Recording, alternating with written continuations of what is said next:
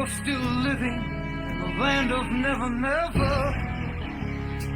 Can't see further than your nose. To think the gravy train it runs forever, and you'll come up smelling like a rose.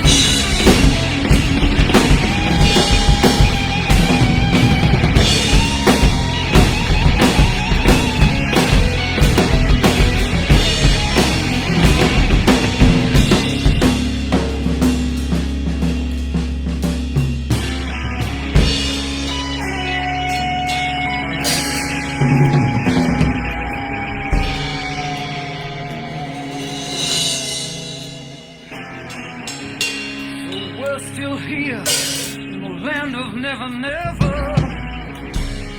Can't see further than that nose. And you think this gravy train it runs forever? Come up smelling like a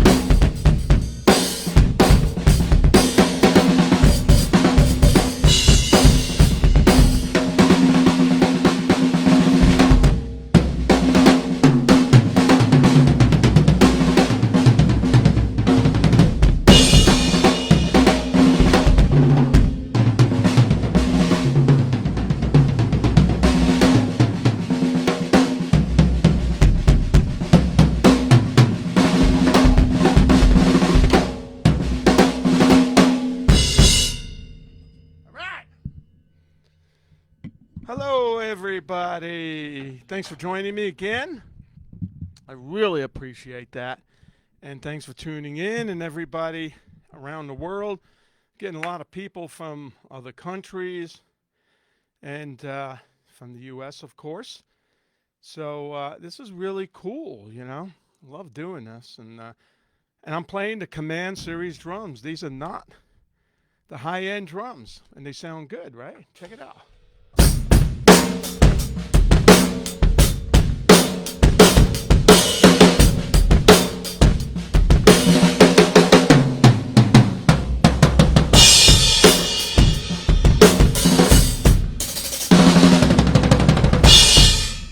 See? I played slow for you so you could hear them. Remember I talked about the sound check? When you do sound check, when I do sound check, I kind of do it orderly and okay, bass drum, snare, all that stuff. So you want to check out the sound of the drums, I'll play slower, so you could hear it. And thanks to Sawtooth, that way, I'm looking at the screen, and Chromacast for putting this together and sponsoring this. And these are great drums, and I'll tell you about them in a little bit. I wanted to tell you about the song I played. The first song was a Black Sabbath song. Don't tell anybody. You know, you get the flag sometimes. Hang on, drop the stick. And that song was called After All the Dead. And that song came about, we were in writing the album, which was Dehumanizer. And we were in Wales, and Ronnie and I lived in a house in Wales. It was in the middle of farmland. Like, we were quite bored after a while because that was 1991, 1992. There was no internet. And in England, the UK, there was like 3 stations. And they went off early. So we didn't have a lot to do. So every night, we went for an Indian curry. That was like our treat. Not every night, but pretty much every night. And we'd drive down there. We'd have the curry. On the way back, Ronnie loved the frozen ice cream bars like Snickers and Milky Way. Excuse me. We would stop at this, like a 7-Eleven store. It wasn't 7-Eleven. And after that curry, we'd get it pretty hot. We're like, we'd get the ice cream bars, and we both loved them. It was like really cool. And then we go home and watch TV until it went off, or I got so bored that I went to the hobby store and bought a Scale Electra, they call it, racing set, a big track this wide, big cars, and I set it up in one of the bedrooms, and I'd go up there and race. Sometimes Ronnie would come up and we'd race. It was fun, you know. I like that stuff. I still have it. I set it up not long ago when my little nephew Mateo came over, but he was too young. His things were flying through the air and through the window, and he's walking on the track. I went, oh no, you know, because I actually converted that track from 240 volt to 120 US current, you know. So that was pretty funny. But that song, we wrote it in that house, and I suggested when we were writing songs, you know, we used to take a lot of coffee breaks. Tony Iommi at the time, and Ron, and Geezer not so much. We like coffee. So we would take a break and make some coffee in the house and, you know, yak, talk. And I said it would be cool to get a song like Black Sabbath, you know, really slow. And that, I think, sparked this song. And then Ronnie had the lyric, what do you say to the dead? And we kind of chuckled, and we thought, hey, that's pretty cool, you know. Forgive me for living. It's like, wow. He read in a book, he once read that there's a chance of returning. So we'll see what happens, you know. That'd be great. See Ron. And anyway, so that song is so bloody slow. And it's a little out of time when it goes, there's the first hit, dang, bum, bum, bum.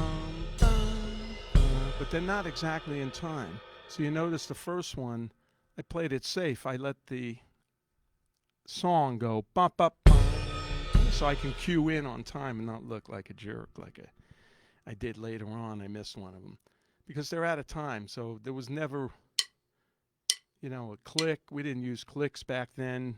Sabbath, we never used a click anyway. Dio, the same thing. And so to catch those accents, when I was testing it, I thought, you know what, I'm going to let it do the bum bum, and I'll just hit that. This way, it's in time, you know, because it's easy. It's hard to play fills like ba ba ba ba. There's the tempo kind of.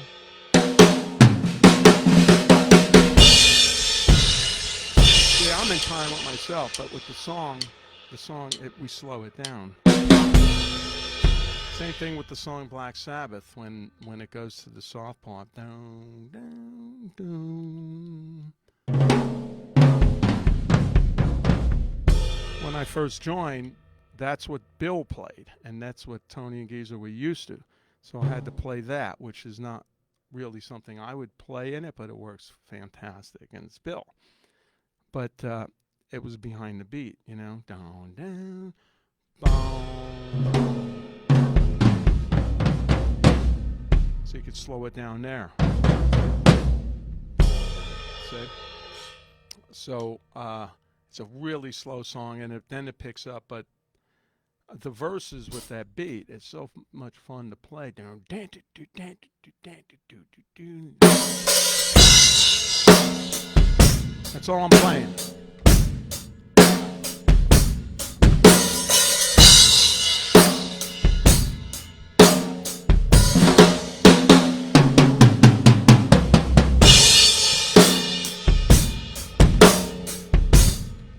Just that, setting it up. Mainly it was this rhythm.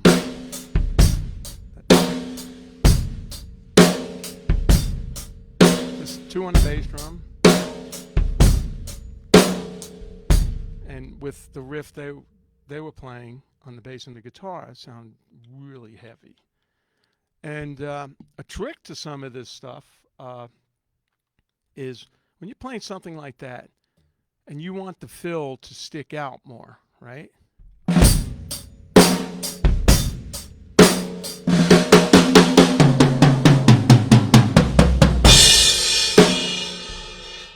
See, what I do is I don't put the bass drum in the fill, because the bass drum's low end, right? So if you're going,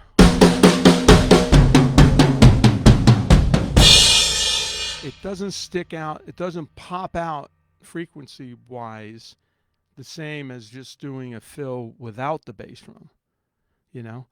I do a lot of fills with the bass drum, and then if I want the fill to really stick out, I'll just do it on the drums, no bass drum, you know. Here's one with the bass drum.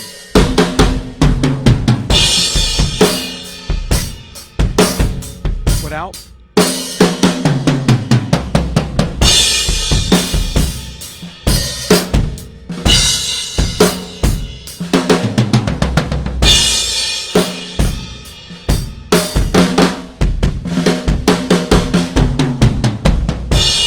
See? So that's a little trick, and it works really, really well. It really pops out that fill. So, and the other trick was what I said before. I talked about when the song goes da da da. Instead of me trying to catch that, because it's in a little bit behind the beat. You know, we didn't have a click. They just watched me, so I let the song do it. Ba, ba, da. All different little tricks, because I've been playing for 1,000,000 years, and I'm still playing. And thank you guys for watching. I really appreciate it. And Sawtooth Drums. So, and then the next song, I thought I'd play 2 songs. That was a demo from a band called UFDO, which was Phil Moog on bass, Phil Moog on vocals, and Pete Way on bass, Tracy G on guitar, who was in Dio with me for a little bit, and me. So we had a great name, UF, like UFO, and Dio, UFDO. And that was one of the demos we did, and I love that song, you know. It's a cool feel, like the verses.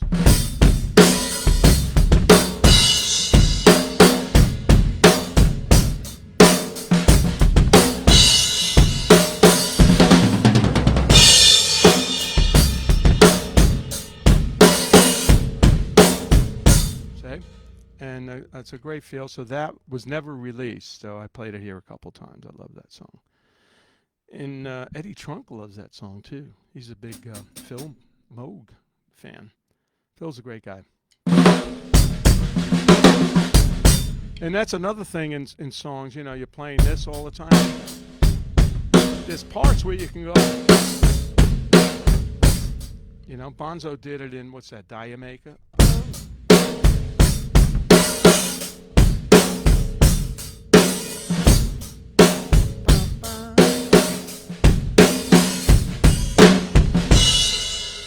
Where you double up on the snare. It's almost like the old 50s thing.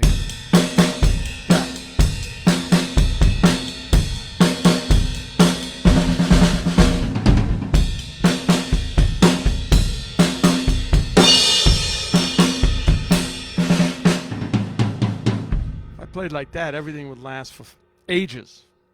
I'd have the drum set for 25 years with the same heads on them. So you don't want it to sound so boppy like that. So this is.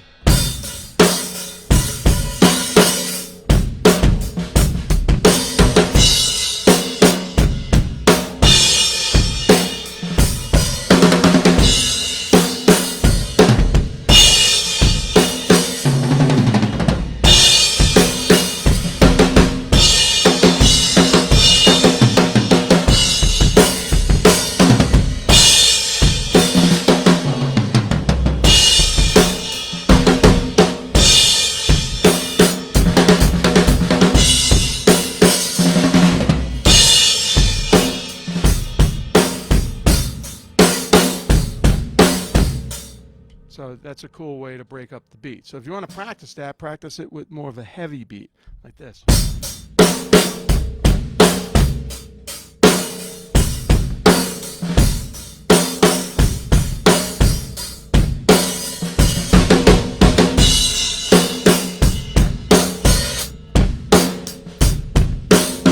So I'm doing it every other bar rather than every bar. Every bar would be.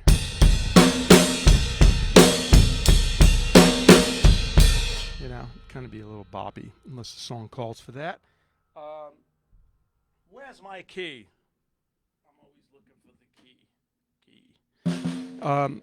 Another thing is, you see, I was talking about the tom fill with no bass drum really sticking out, you know? Then there's another fill where I really want to kick it into the accent, like this.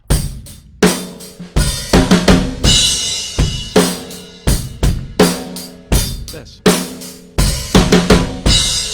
And that one I add the bass drum, see?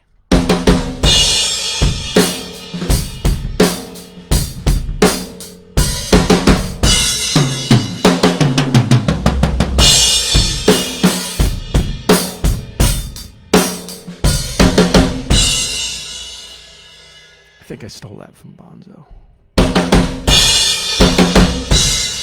All that is this.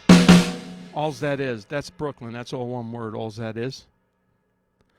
All that is this. And I put the bass drum on the first note. Or on the second one. Okay.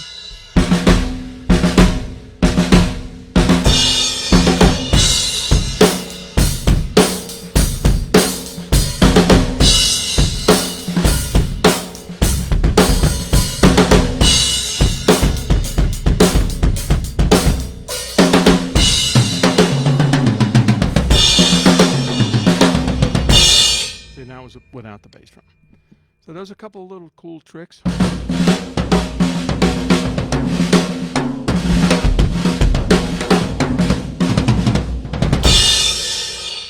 All right.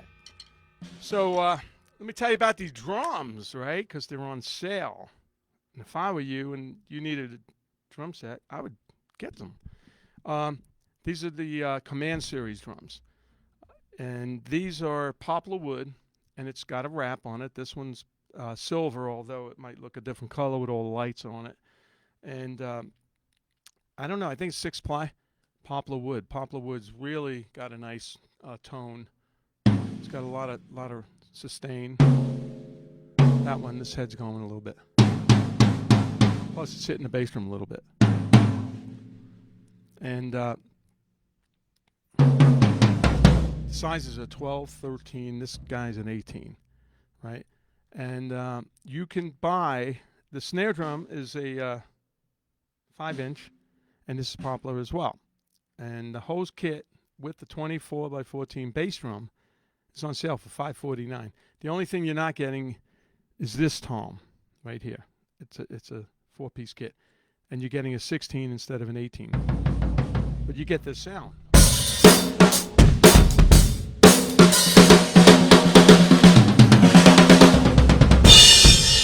get the 13 tom.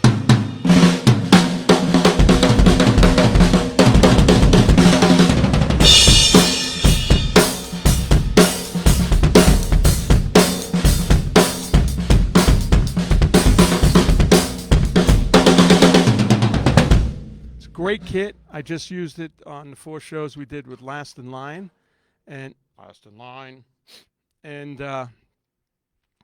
so I used it for probably about 3 or 4 years. This kit already, not this particular one. There's one on the East Coast, and then I switched over to the high-end kit that's coming out, which is the Hickory drums, which are beautiful and sound great. But these drums right here, for the price, it's insane. Even without the price, it's insane. I've recorded with them, and they sound really, really, really thick and warm, thick like this. Warm. They kick ass, these drums, Really, really good drums. So, when you get these drums, you have to tune them. You have to put good heads on them. These heads right here are Evans G2s. All right, and then the bass drum, I got just a little Evans pillow in there with the mic in there. There's 2 heads, as you can see, and there's a hole in there for the mic. So when you get drums, just like any other instrument, you gotta get the drum key out and tune them. I always get how do you tune your drums? Well, I just tune them where snare I want it to crack. I usually go grab the note, go lug to lug. Is a little flat, you get them close. Same with the toms. See, this one's a little flat because I'm hitting in this area. So that's almost a good note, right? See, that sounds good. Snare to the tom. Now, if that was my only tom, I would probably tune it lower, but it's not. So I got a good spread. And I go down a little bit. See, this is a little flat here. And what happens with me is my drums, I play so tight that this drum usually hits the bass drum. And actually, when it touches the bass drum, it deadens it a little bit. See, that's without touching. Touching it, it's a little dead. But I hit them so hard, it doesn't matter. And then same thing with the floor tom. Tune lug to lug. These are good heads. G2s is what I like. They got a great sound. And then the bass drum, just play with it. Put a good head on it. Try it with the bass drum. Nothing in it. Try it with a pillow in it. You got to experiment, and that's the way you get a sound. Okay, that's what happens here. And I like to show you something before I introduce La La Lollipop. I used to do rock history stuff, like that. I thought I'd show you this thing because I like this thing. This I met the guy who played Chucky, right? And he signed it to Vinny. Check it out. Can you see it? I love this poster because it says to Vinny, blah blah blah, and then down here it says you may feel a little prick. He's got the needle in his hand here, and to Vinny. So this is hanging up in my bathroom of horrors. We have a bathroom of horrors in that room there. There's a couple of horror things in there that I've collected over the years. And and Lala doesn't like the Chucky movie. Hi, Lala. Here she is in the mic. Hi. You're talking to me That's again. Mike. You're so cute. Aw, That's the mic. Let me make it No. louder, too. you might have to. Okay. Get it? Hel- Okay. Everybody says hello, wondering Hello. where you are. And next week's my birthday.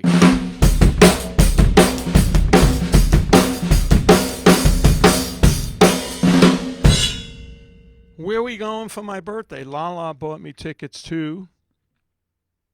The Midway What's the Midway? Battleship, In? San Diego. Yes. I've been there 3 times already. I love that place. You know what I love? It. You go tour the Battleship. It's the Midway. It's parked there. This thing is just humongous. It's crazy. They should have shows on it. It's so big. And you can tour the inside and see all the insides of this amazing ship. And then there's also a presentation with a hologram, which is an amazing hologram. It's not like it doesn't have to travel like say Dio's hologram. This one's in one place. All of a sudden, this guy appears. You go, where did he come from? And he looks real. And then you look at something over there, and then he's gone. And all of a sudden, he appears over there. So it's really cool. And then you go upstairs on the deck, and they got all the jets. I love that. I wish they had better merch, like cool jets, because I love that stuff. I got a whole bunch of toys and collection in the other room that I love. So we're going to go there, and that's it. And okay, so once again, Command Series. It's on sale for $559. Yeah, $559. And you get the 4-piece kit. If you're looking for a kit, check it out. Go online. There's a link on the sidebar here on the page, I believe. And you could check it out there, too. The symbols of Sabian, in case you're wondering. And let's take some questions from Lala. Okay. Yay. Okay. Do you ever have any wrist injuries from all the years of playing? No! Thank God. Knock on wood. No. Only one time. Something weird happened. I used to play like this. My brother showed me this. See? Can you see that? Where I'm here. I'm not playing this way. I'm playing in between my. Is that your index finger and the F finger? So I play like this.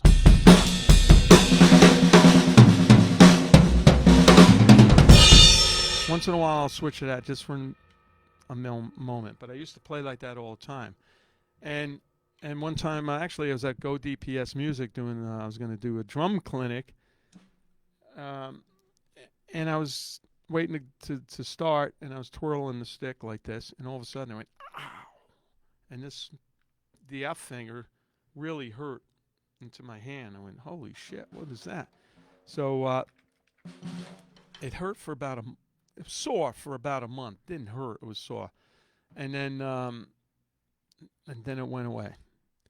I must say, any injury I had, somebody's watching me. I had it, and it goes away. You know, 2 years ago in New York, this finger, was it this finger or this finger? It was like, oh shit, you know, and I had to play, and your body adjusts. So when something's hurting, your body's going to adjust to it so you can still play. You can always play. Show must go on. And my brother Carmine, he's more of a hypochondriac. He's like, man, it's arthritis. It's arthritis. So get out. Really? Arthritis? Come on, I'm only 16 Celsius. Next week I'll be 17 Celsius. And so he's kind of saying it's arthritis, putting it CBGB oil on, whatever it's called. So that's what cigarettes and booze, CBGB oil. And it felt better, then it came back, and it lasted about 3 months, and I started to believe maybe it's arthritis. And it went away. Thank you. So other than that, I'm cool. I once had a knee injury. I got up, squatting down. I got up and I went, shit. We had to go to South America and play. So I played like this, and then I moved this drum over so I can move over and play with my left foot, which is terrible for a bass drum lead. But that's it, you know. Try to warm up before you play, stretch a little bit, all that stuff. Next question. How much trouble do you have stopping from speeding up too much on slow songs? I usually don't. That song, the Sabbath song, was hard because it's not in time. But you can play that tempo.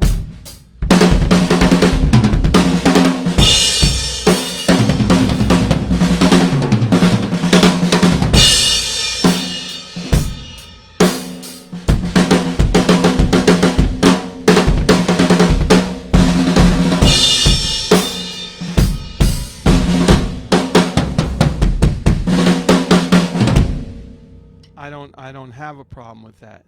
And if I'm playing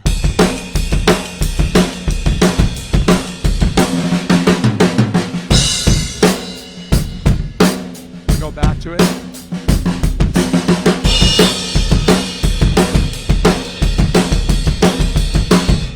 See, because I'm always hearing whatever tempo I'm in.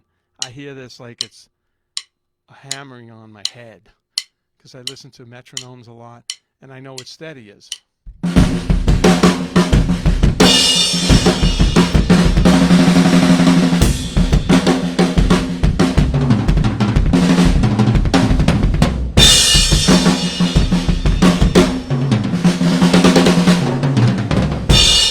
see, so I'm hearing this all the time. So a good practice is put the metronome on when you're doing other things in the house, and you keep hearing this. Subconsciously, it goes into your head. At least it did in mine. Maybe I had room for it. I don't know. But practice steady. Practice with a metronome. Not all the time. Then try it on your own. And, a good way to practice, like I told this to you guys, some other things. You play a song, and then you play against the song. Like if you went like this. Let's see. Get this song. This song I'm playing. Hang on.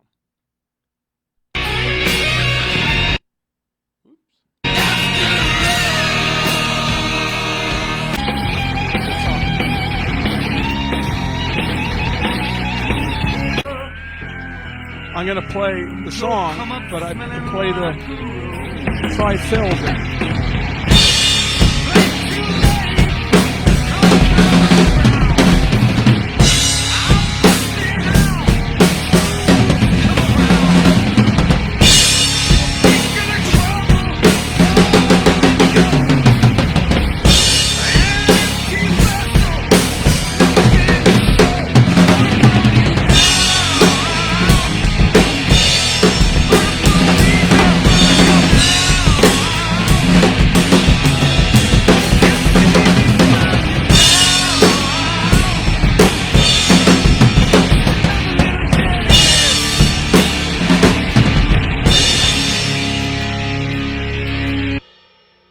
See, that's a good way to practice. So if you learn a fill, you play into the song and then try the fill. If you're learning, which are 2 in the hand, 2 in the foot, slow, you can play that song and play it slow.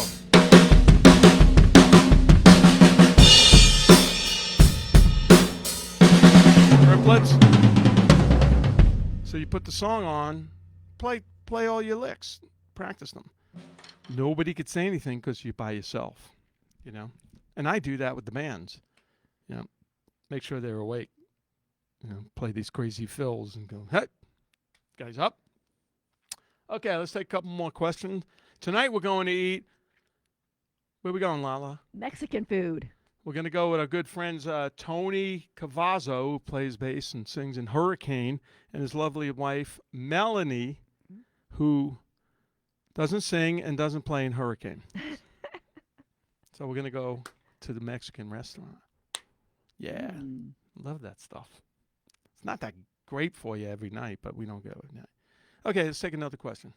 Has your stick size preference changed throughout the years? That's a good question. Has my stick size changed? Back when I joined Sabbath, I was using 11A, which is a Ludwig stick, and the guy's name on it was Ed Thickpin, something like that. And he was a jazz drummer, black dude, great drummer, and he had really thin sticks, and these were really thin, and that's what I used. And some of those things you see videos, it's pretty fast fills on there,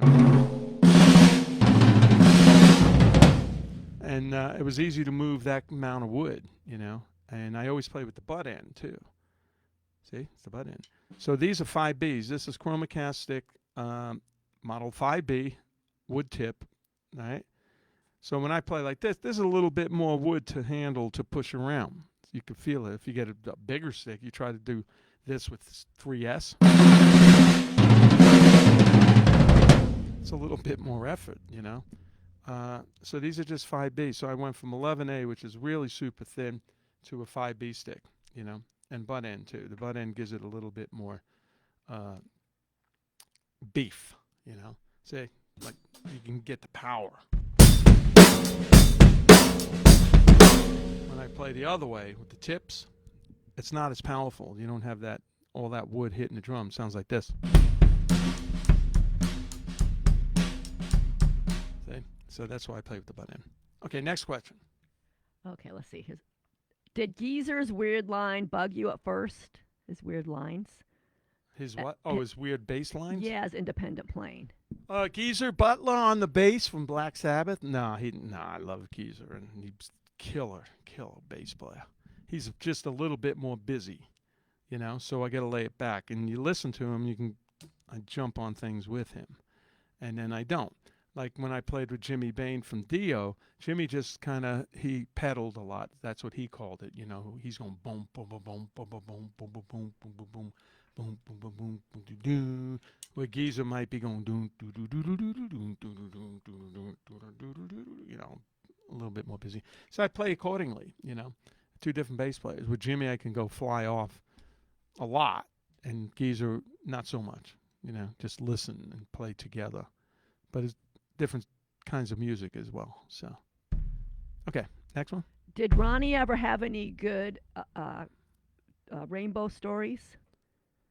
He had a couple of a rainbow story where they had in a big house in England one night, and they had a big seance. And it was pretty real, things that happened. And then at the end of the night, it was pretty late, and they were going to walk back to their room. It's a big old mansion kind of thing. And something pushed Wendy down the step a little bit. And Ronnie grabbed her. And, wow, that's pretty heavy. We did a seance once in the house. It was in England as well. It's, you know, dark night and damp out. And we did this seance. And actually, we had this night porter. This guy is about 80 years old. Like in the movies, he'd come out, yes, you want a drink? And he'd bring the drinks out. At least you can get a drink. It was like 2 a.m. And so we did the seance thing. But it was in the big main house. And then you got to walk downstairs, go across the courtyard. And there used to be stables, horse stables. And that's what they turned into little bedrooms with bathrooms. And that's where my room was. And then I found out that there was some prostitute that got murdered on the grounds out there. I went, oh, shit. So everything was cool up until, okay, I'm going to bed. Now I have to walk down these steps through the house, and go outside. It's really dark, and walk over to where my room was. So I thought, when I was a kid, I watched a lot of Frankenstein movies and Dracula and all that stuff. So it's like, I ran across there. Shut the door. Nothing ever happened. Another room I had in England was great. This is with Heaven and Hell. Get to the room. The gig's over. We go back to the room. Open the curtain. There's a graveyard. Really old graveyard. It looked like a movie set. Oh, shit. So I watched it for a little bit to see if anything happened. But nothing happened. And I thought, I better shut the curtains. So I better call Lala. Lala. Help me. Help. Come save me. Okay, let's take one more question, and then...